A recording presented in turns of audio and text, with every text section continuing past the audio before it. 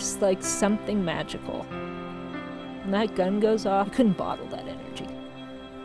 There's no other race I've ever felt where just the intensity and the joy and just the anticipation of what's going to happen is magical.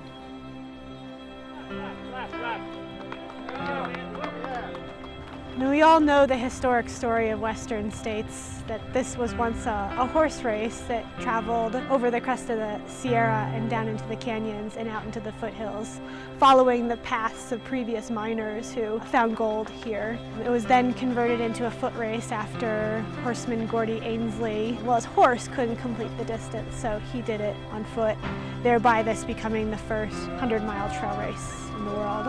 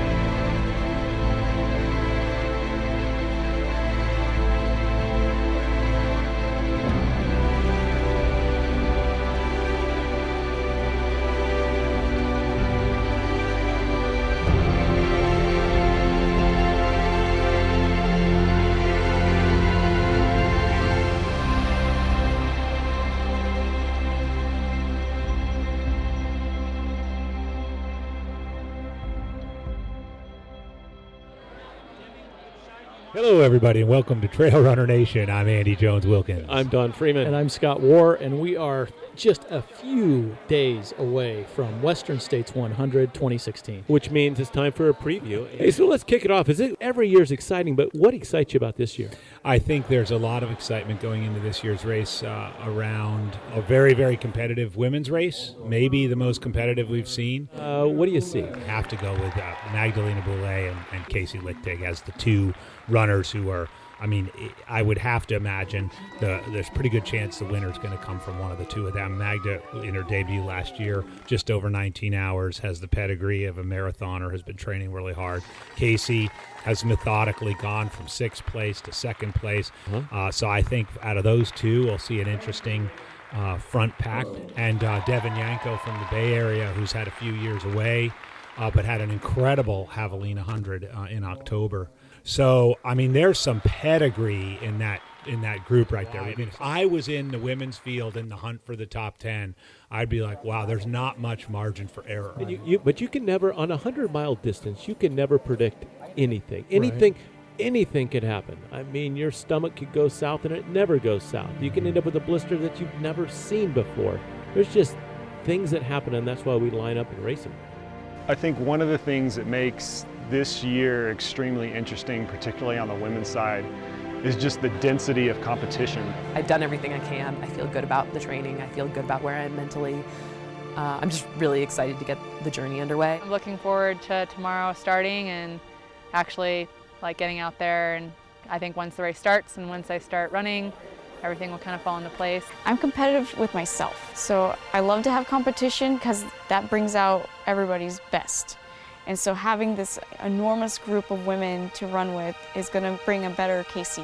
Every year, the women's race gets deeper and deeper, and there are 5, 6, 7 girls who could potentially win the race or finish on the podium. And in addition to that, there's a whole group of girls who can finish inside the top 10.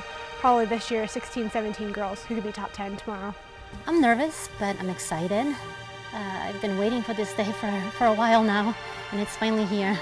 Got to all come together on race day, and so it's really a testament to how each of those athletes really manage what goes on during the day, whether it's the heat or nutrition or pacing. All of those things end up making a big difference at the end of the day.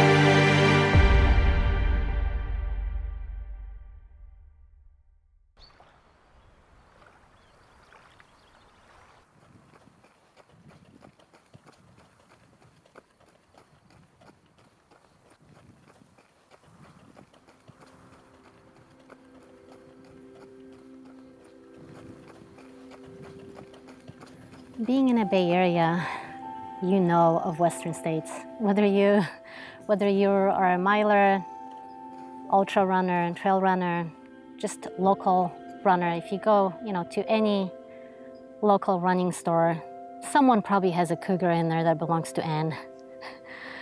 Ann Trayson being a multiple, I believe it's 14 times. It's hard to even comprehend that. And it's incredible. And I never really understood what that meant until I went to watch that race. I went to pace Alex Barner a couple of years ago. And I ran the last 20 miles, and I knew before I even started to pace him that I wanted to do that race. It's just being there, you feel just how special that race is, how much history it has, how challenging it is. Yep. I guess my biggest thing is if I'm quiet, it doesn't mean that I don't love you. I just get in the zone. I get it. And sometimes I'm all about just moving through. So I was born and raised in Poland, about 20 miles outside of Auschwitz. And then when I was 18, we immigrated to US. Yeah, I moved around quite a bit. I really didn't realize till I went to college what opportunities my parents provided for me. To this day, I'm very, very grateful for that to them. I became a US citizen on September 11th, 2001. I remember, just an ordinary day. I was super excited. You overhear people saying, what happened? What happened to New York? What happened to the towers? You're here, to celebrate something so special, yet on the other side of the country, people are dying. So for me, when I wear a singlet that says USA on it, I feel a sense of responsibility and pride every time I toe a line and have an opportunity to race and represent the country. Magda is just tough. She has just an unbelievable capacity to train and to be uncomfortable for a very, very long period of time. The day Owen was born, the why I do it every day has changed. It's very selfless, and I do it with a sense of responsibility, and it's bigger than me. I don't do it just for me anymore. I do it for this little human being that eventually is going to be hopefully a great person.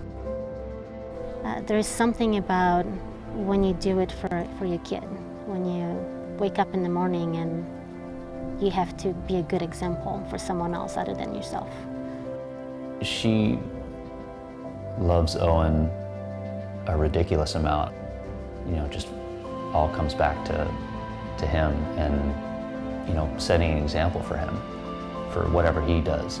It's really important for her, and it's important for me too, to have him see his mom, especially, really strong female presence, to be out there and working hard and being very successful at everything she does.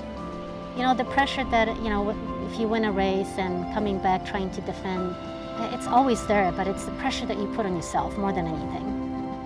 The people around you that have stuck with you through the journey, they just want you to finish the race safe. They just want you to, to have a good experience.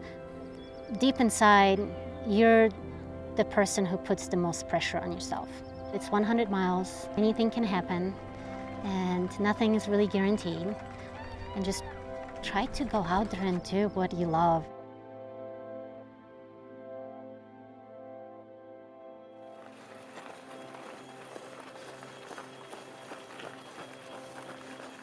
Gun goes off, and you've got a big climb ahead of you. And I think that because there's a lot of hiking involved in that first 4 miles, going up an escarpment, it was pretty doable.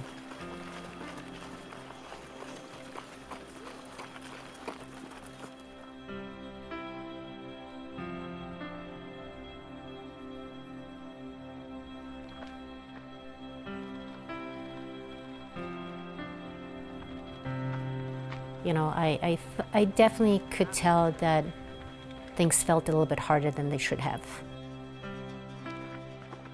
I was just trying to like run within myself and just make it to the top. And like, if I can make it to the top, then, you know, the favorite part of my course is about to begin.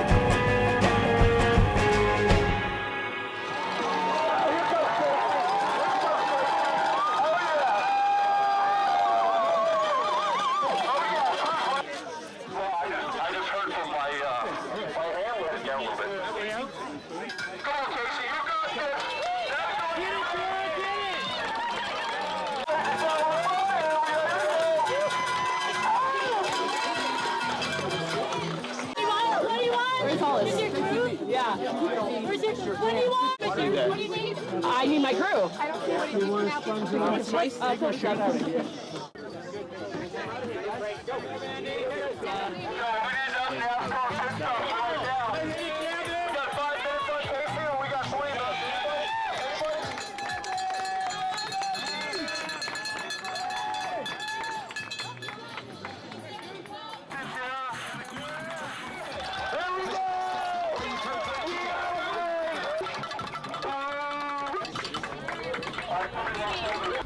No.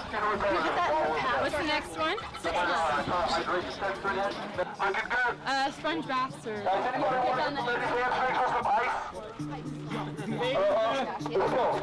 guys, get out. Rocket, rocket, rocket!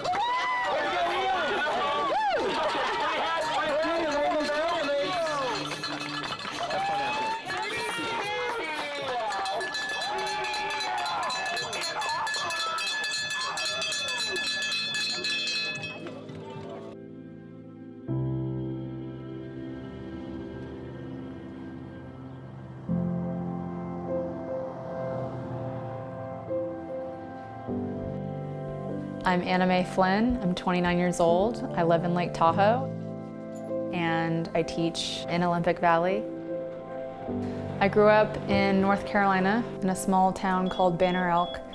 Grew up on a farm, 10 acres. I had tons of energy as a kid, so my parents were always throwing me in something.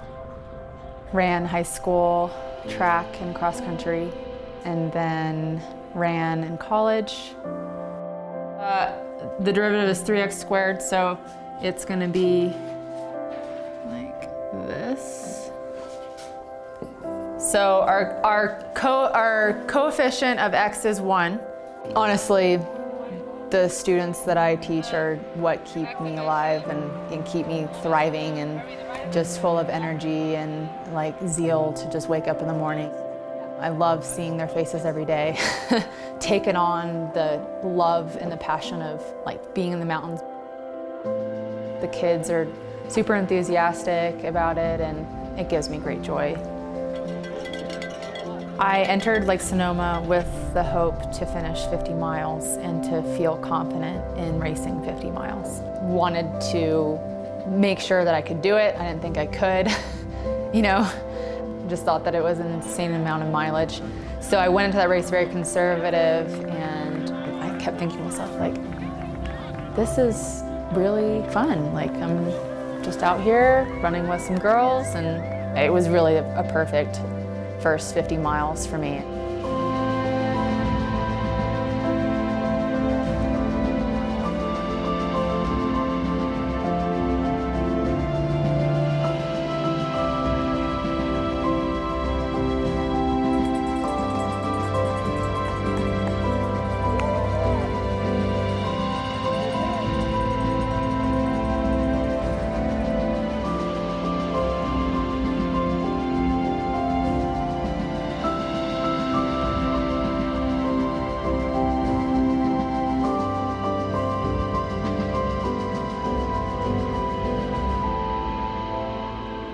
I realized that I may be underprepared for this race, and it's not a race where I am going to be competitive, but more of a race, again, like Lake Sonoma 50, where I have no idea what I'm really getting myself into. But I'm going to trust that I can do it and that I'm mentally prepared and I've done as much as I can to get myself through it. Yeah, I don't know what that's going to be like until after the race, and then I'm sure I'll be able to tell a different story.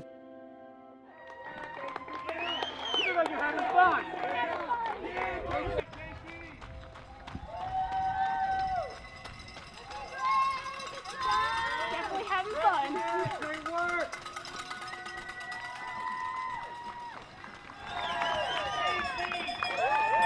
You need water? Get to me. What do you need? Water. Let's go, Casey. The only problem is she can't just let him know her name. Doing great. Good job, girl.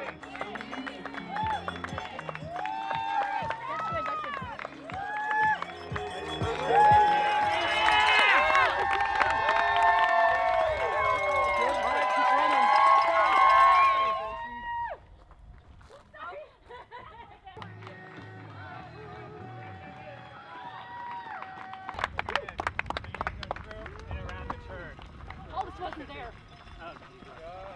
I've been out for 40 minutes on everything.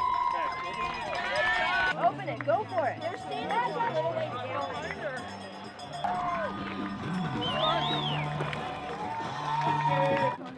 Good? Okay, got it? Great work. You got him up here. Good job. How we feeling? Pretty good. How you doing? Are you good on your salt pills? Yeah, I'm good. Thanks. All right. Hey, are you good? You got your gels? Yeah. You got it good? Water and both. Come on, baby. You want the sponge on back? You are badass, dude. You got any ice here? Ice? You are running. You look amazing. Oh my gosh. They're not that far, dude. Great, Anna. You got it. I feel really good. Good job. Dude. I feel a lot better now. Good. Here, just stand right here. Do you want to change your shoes? You can take your time. Take all the time you need. That's good. You got your tag on your right fist? I don't want this. Go get it, girl.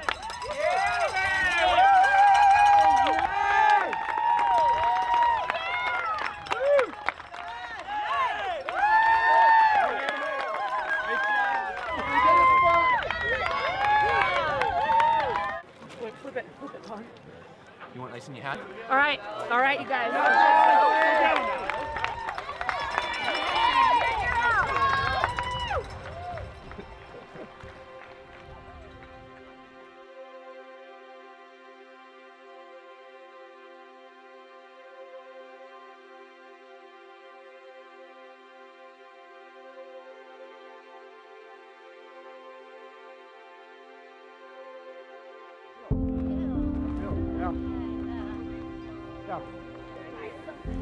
So the first time I realized that, this is going to be a struggle and I might have to reassess my goals was at the very, very top. It was actually, Casey who said, hey, let's look back, just enjoy this for a second. We got to the top at the same time, and, I tried really, really hard to take it all in. But I could tell something was already off. And then we started on the single track, on the descent. I couldn't run more than 5-10 minutes without stopping and using the bathroom in the bushes. So that was the beginning of it. And I couldn't feel, I tried to drink and nothing was feeling well. And I knew that I was in trouble because I was already going pretty depleted.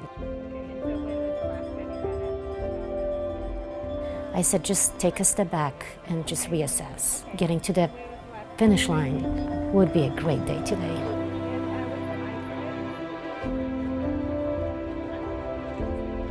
I started to get really lightheaded. And I was having a hard time just staying on the trail, just moving on a single track and not waving from side to side. And eventually I just started to walk. And I just wanted to see an aid station. Finally sitting down and at the aid station and not really being able to move forward, it finally hit me like, all right, this is a recipe for disaster. It's not just a local race, it's Western States. You're living for 6 months leading up to that race, dreaming about having a great day, and you're putting all this training in, and sometimes you have no control of the little things.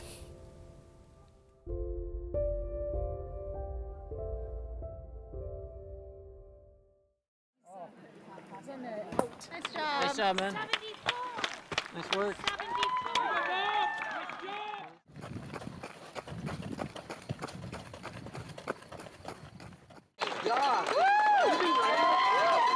Can I get you anything? Thank you. I'm going to send you through there. We're right on the other side, okay? The two girls ride together at 11 minutes back. Thanks, have fun. Thank you for you. Okay. I'll take a couple of these and I will be good. Great. Don't want to risk it. Canyons, here we go. Good job.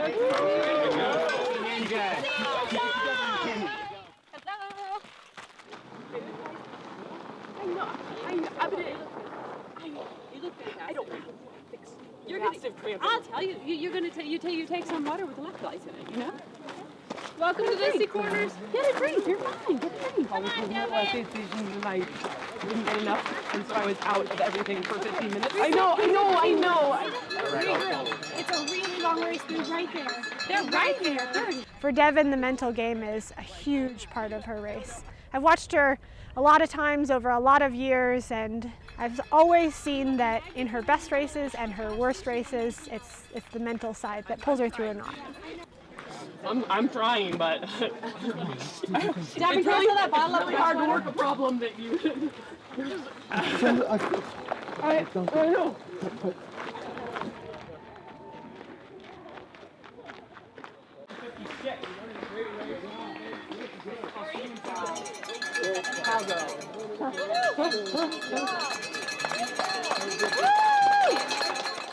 How are you? Okay? Yeah, I just need to sit down. Here. I'm going to trade you these also. Yep.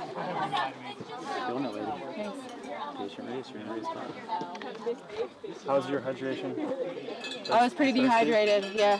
But where's that bottle? yeah, if anybody has any water. Put the top on. Put the top on that. They're coming. Don't worry about it. It's right there upside down. Knock down some of that. I'll give you a break. Right now is all about calories and hydration. These next 3 hours, and not worry about anything except for yourself. Okay? It's only mile 38. You'll catch up to all these girls. Yeah, I'm looking for a hill right now. I'm ready to go. All right. I'll see you guys later.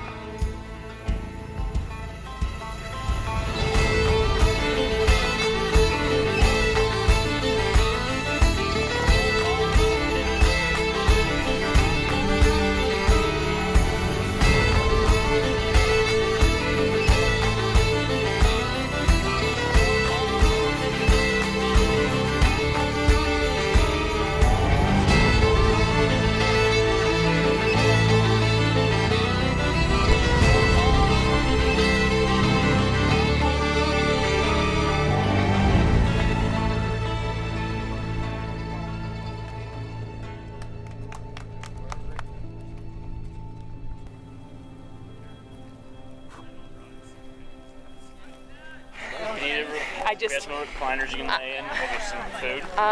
Can I have a drink for a bit? Holly wasn't at Dunkin', and so I had nothing for 50 minutes going up to Robinson. And I just, I'm cold. And I like that and cramping. You would be tonight when you so I'm just. Chill out for a bit? Yeah.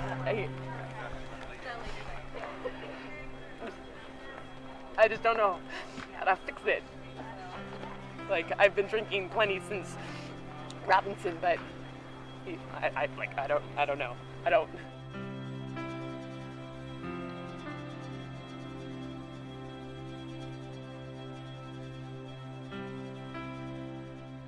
Ten, 9, 8, 7, 6, 5, 4, 3, 2, 1. Go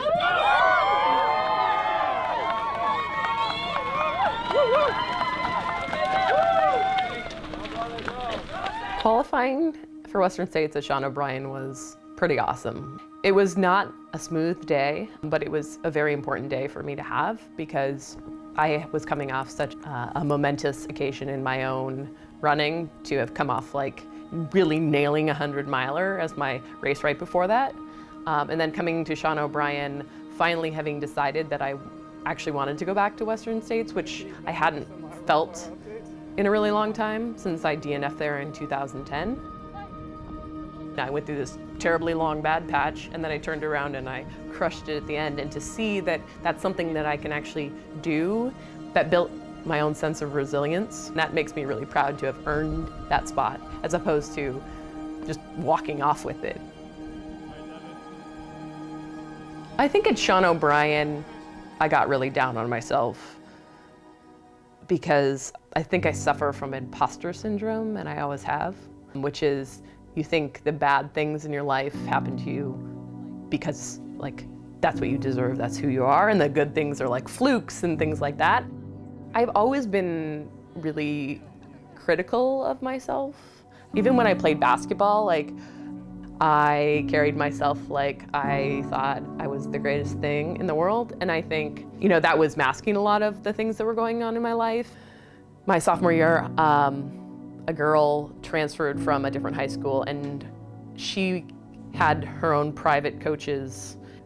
I joined that team when I was 15, and the main coach was Tony, and it was pretty early on. You have to understand, coming from, you know, a single working parent household, my dad was never around. Having a strong male role model, it was like I was ripe for that. It was an unfortunate thing that me and other people, you know, similar to me, ended up coming into the realm of somebody like Tony, who was a predator and had been a predator for, you know, 20 years. Especially as things progressed into like sexual abuse, where it's like, you're like, I don't, like as soon as you realize, you have these moments where you're like, this is not okay. Like, I'm terrified, I don't want to be in this situation anymore. Your dreams are held captive, and my dream was to play college basketball. And I mean, that situation went on till I went away to college. I thought I could run away, you know, with this secret, because I knew it was happening to other people, and none of the other girls talked about it. Nobody acknowledged it. But when I came back from Fresno, it was clear that one of my best friends was either being groomed or it was too late. And to me, it was like, I felt like it was too late to save myself, but that wanting to protect her was a stronger instinct. He pled guilty. By the time that happened, there were more than 10 girls on a no contact order, and like all these people had come forward.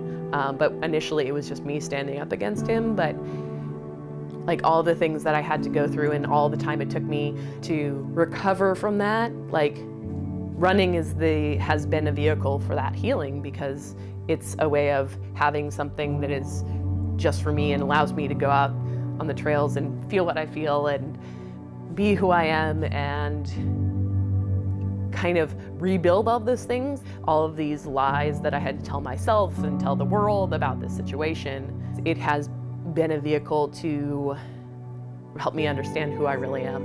Racing doesn't truly matter. It's a novelty when you really consider like how powerful running is on its own. It's weird, I don't have any regrets in my life, even that. Because I wouldn't be, I wasn't gonna get upset.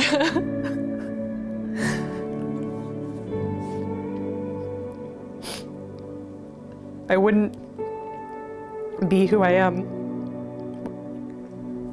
without that. And I like who I am now. So if that's what it takes, and you can't say, oh, take that away and you'll be the same person. Like, no, I wouldn't. Like, I've fought really hard to be who I am now. And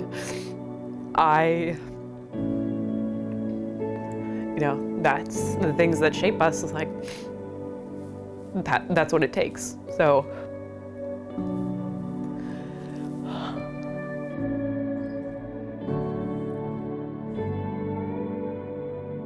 It was very painful in the beginning to reconcile what had been done to me. I felt dirty and blamed myself.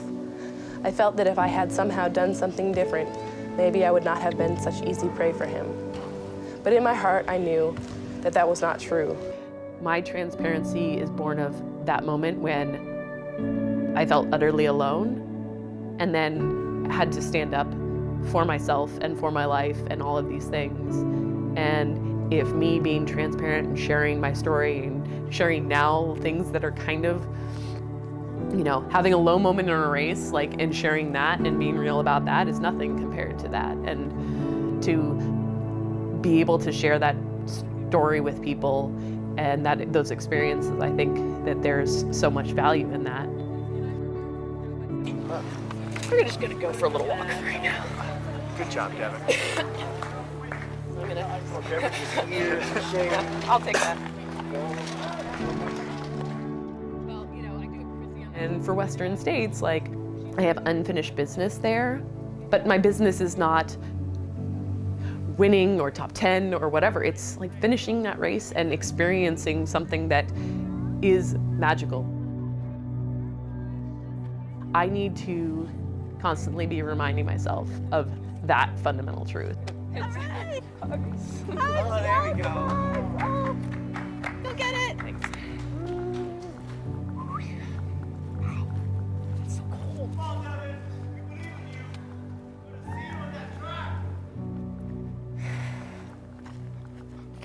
Is Magda okay? She stopped. But is she okay? I'm sure she is.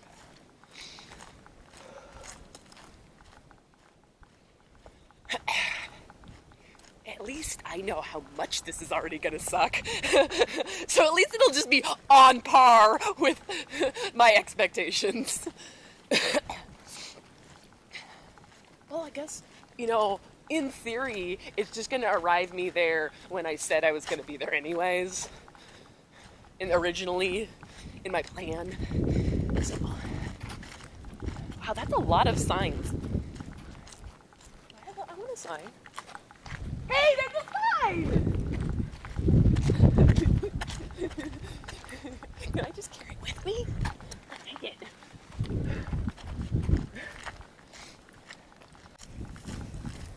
I just have to believe in that. Believe in what? That I can come back. Okay.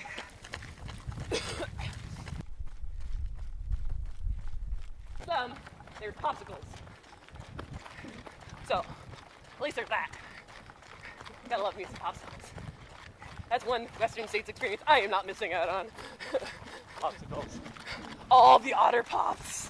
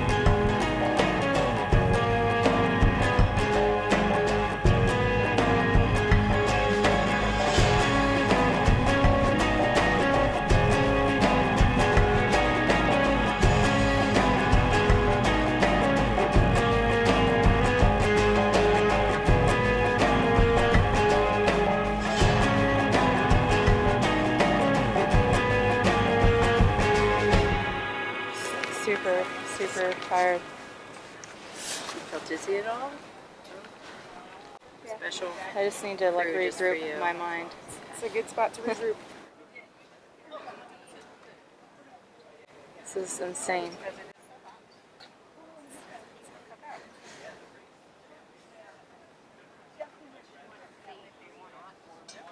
A lot of time to think going up the thumb. I'm not sure. I'm having. It's good because I've walked a lot, so I'm just like thinking about what I need to do to get through it. Here we go.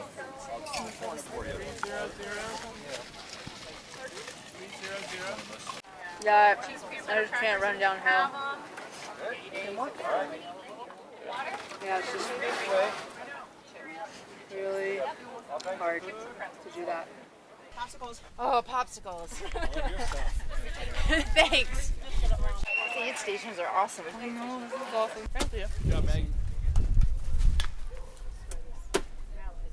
You don't know it should be to continue to look as good as you do right now. You know, can I have water in here? You're feeling good, Amy? Good as I guess I can, right? Here's the great thing, is like you come back from this, right? Yeah. People hit their lows at different times. Yeah. And this is just your valley, but you're gonna come right out of this because you're making great decisions right now. You really will, I promise you. I've been doing these races for way too long, I promise you. This is I'm like, this is so foreign and unreal. It's so it's such a crazy thing. I'm like, it's so normal. Like where you are right now, just completely normal. but like it's crazy because like I couldn't wait to get to the thumb because I like going uphill. I was like, finally an uphill. And then I was like, it's like just everything, like, why, like, why am I racing? Like, why am I even doing this? This is so crazy. Like I'm not gonna race anymore. Like, I'm just like over it. I'm just so over it. Like some kid was like, you inspire me. I'm like, really? Because this is like not that cool right now. So this is the part of it where you're not going to quit. You're going to get back out there, and you're going to take one step at a time, and you're going to get to the finish line. And then the craziest thing is you're going to do it another time. You will. I tell you, you will. And be kind to yourself. Quit putting so much pressure on yourself. You love being in the mountains. You love running. I've seen you because your ass is like at the top of the mountain when I'm just at the bottom thinking about getting there. Just get back to that place that you love. There's no pressure. You should also drink this pickle juice. Okay. It's actually gross, but it's magic. It's pretty good, actually. I think I really need salt. So why don't I get you some more of that? This is like the magic It's really juice. good. Okay. Thank you. It's 100 miles. This is 100 miles. This is 100 miles. Keep moving. Okay. You got this. Go Lake Tahoe. Yeah. Just Thank you. some rollers here for a couple miles, so just walk out the kinks. Yeah, that's what I'm trying. I'm trying. That's why I'm doing this. 36. Yeah, 36. Thank you.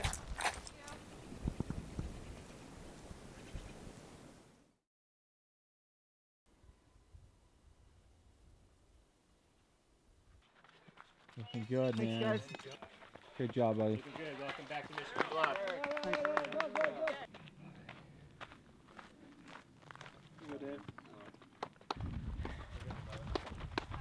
Whew. Yeah, buddy. Yeah. Welcome back to the Bluff. Woo! Finally. Enough of that climb. First time coming into Michigan Bluff ever feeling great. Yeah? Yeah. That was my goal. Ah! Snake! Oh my god! That was a snake. That's a big snake! It wasn't a rattler, though. I don't care. Holy shiznit! I did get that on film.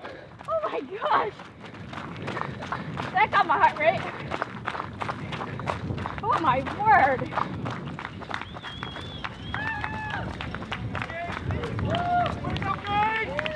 Yeah! Go through the aid station. We're out the other side. Casey. Okay? Good work. Yeah! All right!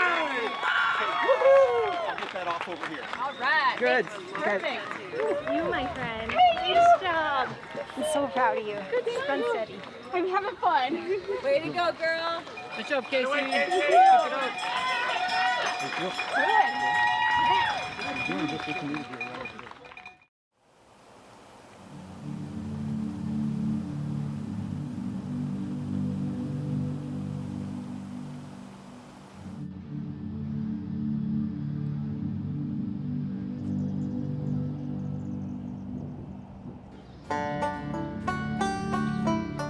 My life here in Omaha is rooted because I love Nebraska, I love the Midwest.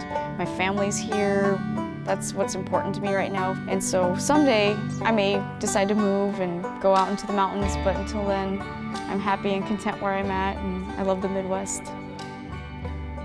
I grew up in a small town of Dannebrook, Nebraska, which has a population of 352. And I grew up with my grandparents. As my mom, she worked overnights, and so she had a hard time taking care of me as a single parent. But my mom, she ended up getting me more involved in running. She started taking me to the gym, and she would run on the treadmill, and I thought, hey, I want to be like my mom. First started distance running when I was just going to be a junior in high school. And I just started doing the cross country. I was always walking the hills. Like, I couldn't finish without walking. And I remember my first instance of finishing my cross country race was in Ord, which was pretty much the flattest course out there. But I ran the whole way, and I remember finishing, and my coach was just ecstatic, and I was ecstatic. And after that, I saw that I was improving, and I've always wanted to improve upon myself and what I can do, and that's kind of how I continue to go about my running. I am an inpatient physical therapist. I love working with the people that I have as patients. I believe he went home the first day, so will he stay 2 days? Chair? What I get out of being a physical therapist is being able to give back, to get back on your feet healthy, to walk again, walk correctly. It's very rewarding to see that. It's not a fast-paced life. I have my friends here, my family's close by, my dogs. Like my house here, I can just step out, go on the trail, go up to Lake Zorinsky any time of the day I want to. I train for the mountain ultras by, as my coach Jason Coop will tell me, just we got to do something, make your engine strong. So trying to get that strong aerobic base, and then finding whatever hills I can to train on in the weekends. Casey's a complete person. I mean, she's obviously an amazing athlete, a lot of really amazing finishes in the ultra running world, but who she is as a person far surpasses any athletic accomplishment that she could ever have, even winning this race. She's just a good person, and that's honestly the most rewarding part of working with her. A successful race at Western States this year would mean that I would come across that finish line still smiling, still happy, and giving the glory again to God. I'm competitive with myself, so I love to have competition because that brings out everybody's best. And so having this enormous group of women to run with is going to bring a better Casey. I admire anybody to cross that line, so whether you're first or last, you're a winner.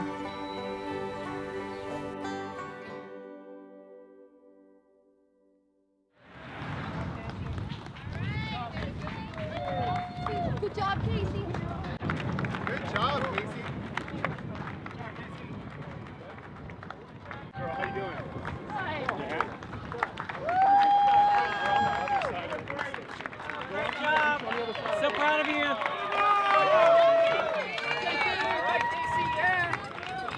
And ladies and gentlemen, huge round of applause for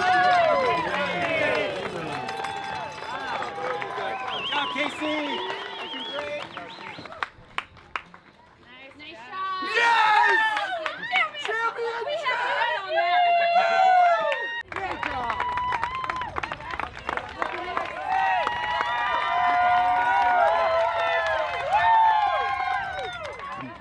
I'm good. You're all set. Okay. That's all you gotta do. Just run around like Zeke. This is a fun spot. No lows. Woo! Woo! Yeah! Woo!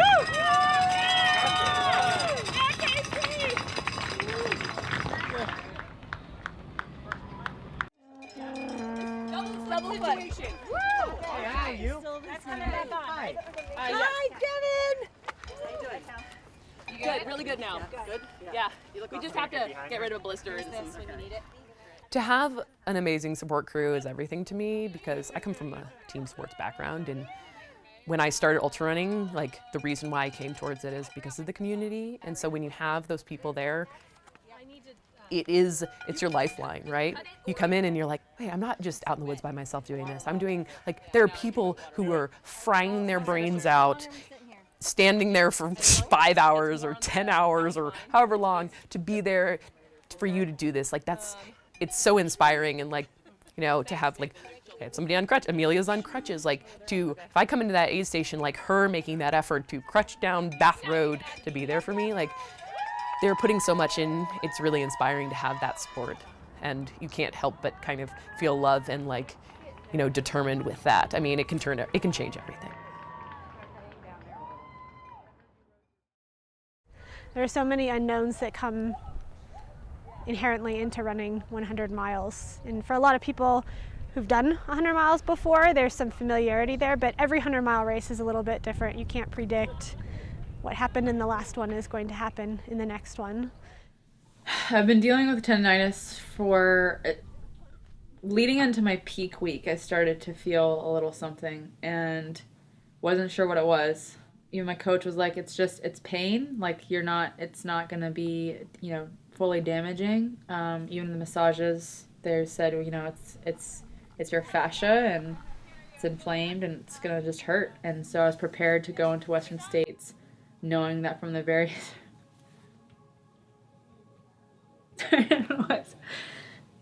basically from the very first step, it's just hurt. And I, you know, got like 20 hours worth of just really full on pain the whole time. But I was able to run through, you know, like there were some times where it felt good and I was able to run smoothly, and other times where it was just unbearable and just kind of gritted through it, and then it just never got better. So I just kept gritting. You know, I think it's difficult when you don't reach your goals or your, I guess, like superficial goals. So I hope that people will see, and my students will be able to understand that, you know, just like this race, like life isn't about getting to that finish line that people talk about, you know, like this is what you should do in life. This is how your life should look. You should go to school, be successful, get straight A's, go to college, graduate college, find a wife or husband, get married, have 2 kids, get a house with a white picket fence. It doesn't work that way, you know? And that's exactly what this race was. It's life in a nutshell. However the race unfolded was, you cannot plan something like that, you know?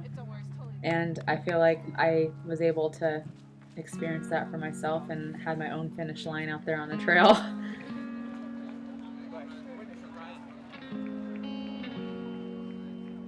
It's funny because I am an ultra runner. People consider me an ultra runner, but I have yet defined that for myself. Like I think that this race, I'm close, but I've just now tapped in. Like this was my first ultra race experience, and I succeeded at doing what it was that I needed to do to have all those experiences, highs and lows. I've got severe tendinitis in my ankle, so I'm gonna let it do its thing, rest it up, and then start ramping up to try to get a golden ticket next year and do Western States again. And oh. I can't believe I'm saying that because it's crazy. There were so many times that I was like cursing the trail, but there was so much good. So I'll be back.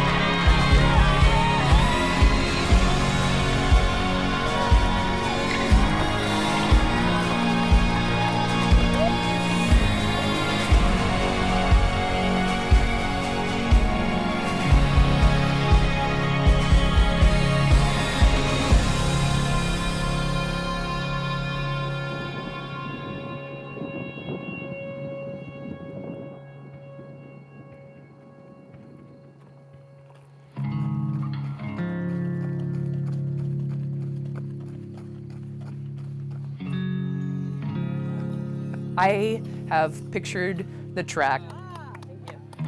I have really seen that moment, and it's gonna pull me there, you know, in those dark moments. And yeah, I've thought about it a lot.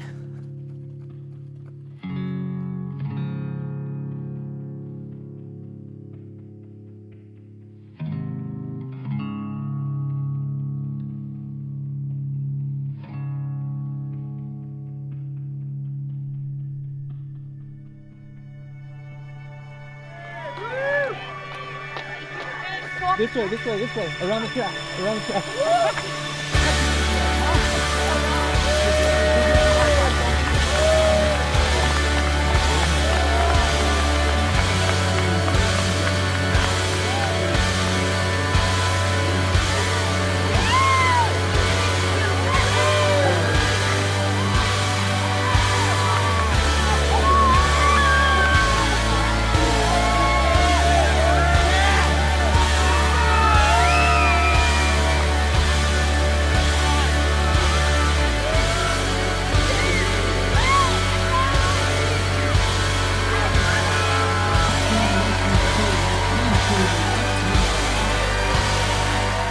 I really ran with joy, and this is my Uncle Billy's birthday who passed away, and I know he was with me, and I know he helped give me wings to fly today.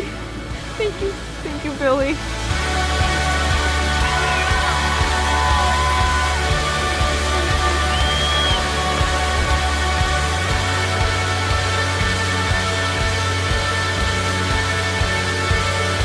There is nothing more special than that finish line. Like, you come around that track and it's like, you've earned that, and I fought for that, you know, and to scrape my way back, I mean, it was everything.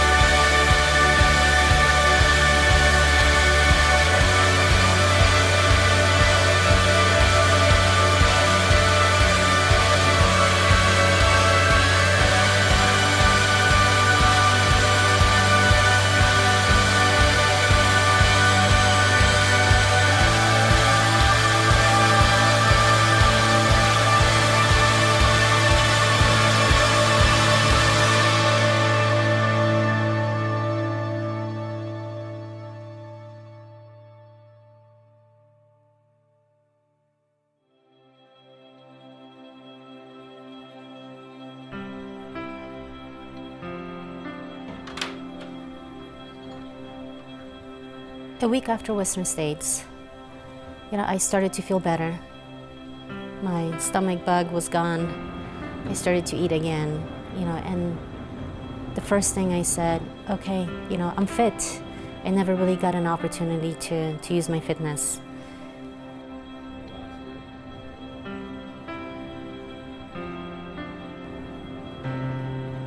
It's time to move on. And it's time to get back to doing what I love. And I love to race and I love to train.